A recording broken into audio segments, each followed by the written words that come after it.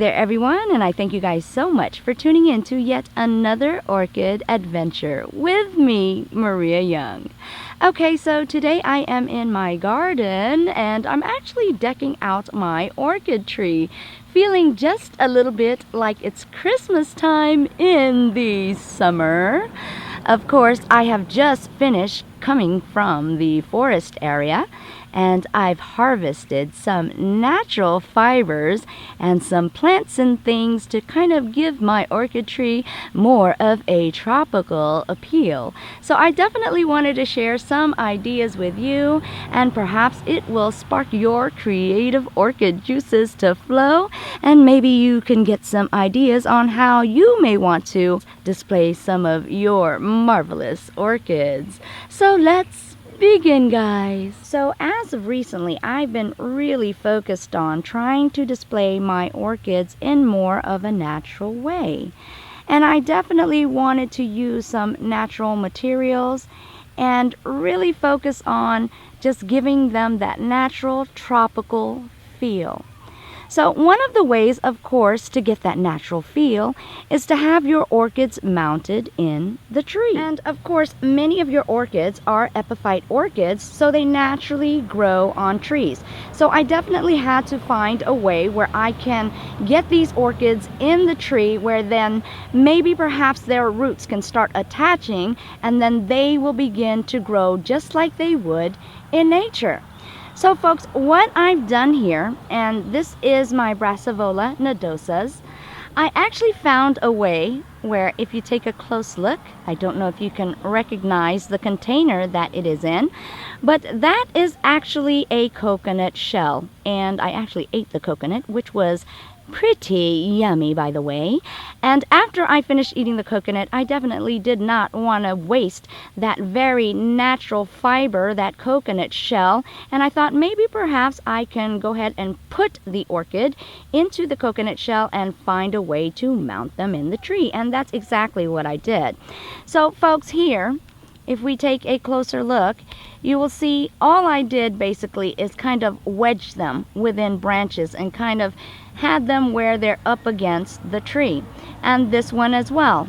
I just kind of wedged it tightly into the branches, and if you look, there's no way that the wind can blow this down. So by just simply wedging it, it did have a way of mounting the orchid in this tree.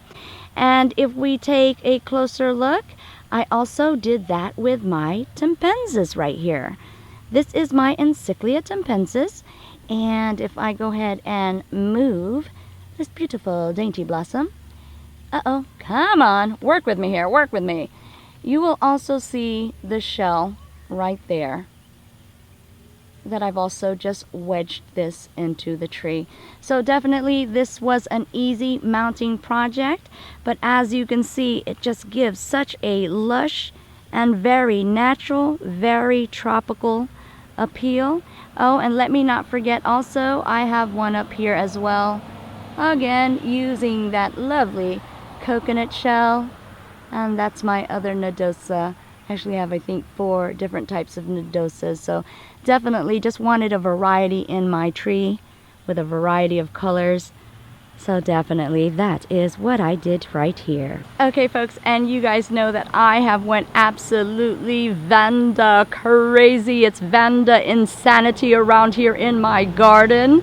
So I definitely had to find a way where I can section off a place where I could easily get to these Vanda type varieties and definitely be capable of watering them on a daily basis, because of course that is how they would be getting their watering in nature.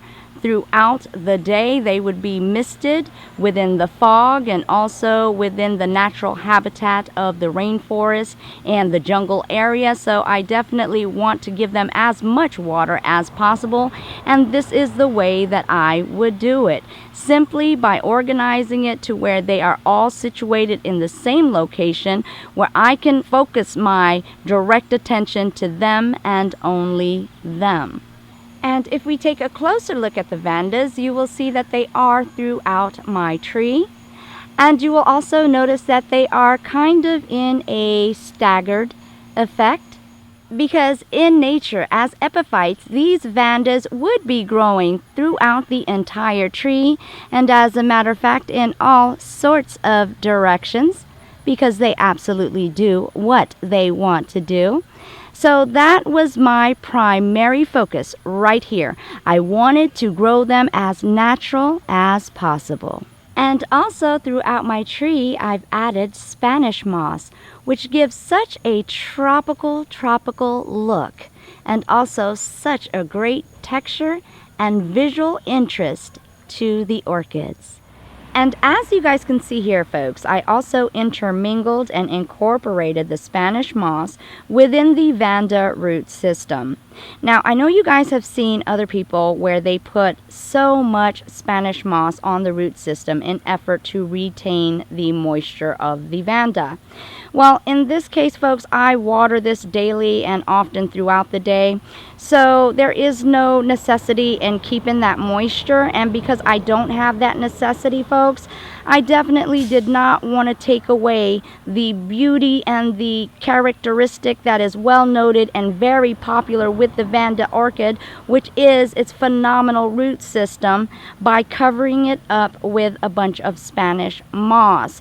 So instead what I did is I made it to where it's kind of an overlay or a transparent veil that accentuates it but definitely does not take away from the lovely natural appeal of the Vanda. So in this case, folks, I am only using the Spanish moss to accentuate the beauty of the orchid.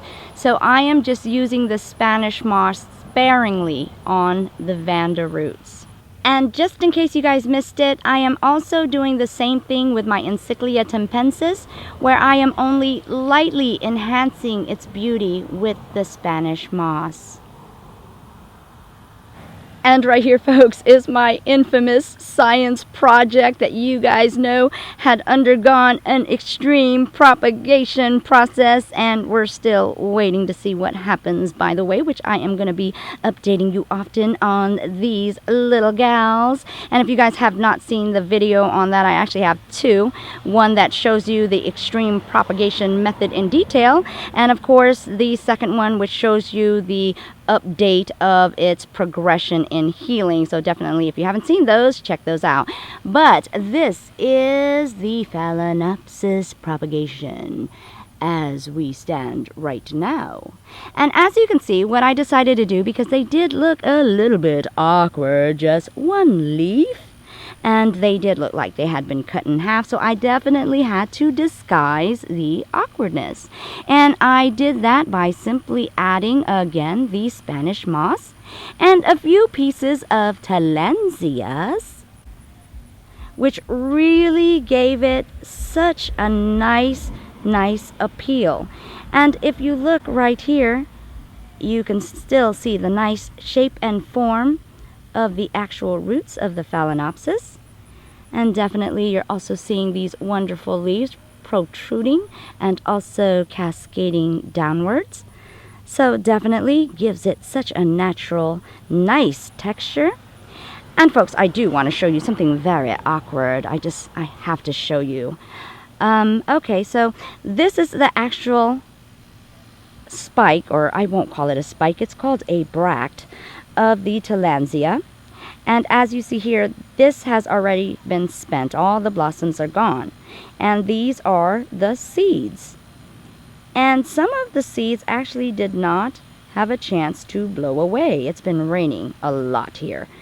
And if we take a closer look, within that fluffy cotton type of fiber right there, take a look and you will see green formations intermingled within that fiber. And what that is, folks, are little plants that are actually developing still on this bract. And as you can see, they're throughout. So those will actually be little baby air plants. How neat is that, folks? How neat is that? There you go. That's a better look at all the little baby plants still on the bract. Very neat. But anyway, folks, just wanted to show you this beautiful way of displaying these Phalaenopsis orchids. And as you can see here, folks, I've also added the Spanish moss onto branches where they are now cascading behind these orchids and acting as a very elegant curtain and also a wonderful, beautiful backdrop to the orchids. And definitely let us not forget my monster cat right there way in the back.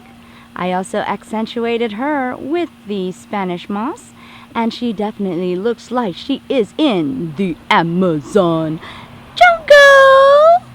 Definitely such a beautiful touch. And as you can see, folks, I have Tillandsias all throughout my tree. It definitely gives you such a wild flair, and definitely something that you might actually see in the jungle. Okay, folks, and what I've also done is I've taken my climbing Vanda orchid right here, and I've situated him closer to his Vanda brothers and sisters. And of course, I've also allowed this naturally climbing type of orchid to situate itself closer to the tree, so it definitely can begin to give its natural effect of climbing throughout this tree and then providing its beautiful blossoms. Okay, and that's a wrap, folks, and I thank you guys so much for tuning in to yet another orchid adventure with me, Maria Young, where today in this episode we showed you how to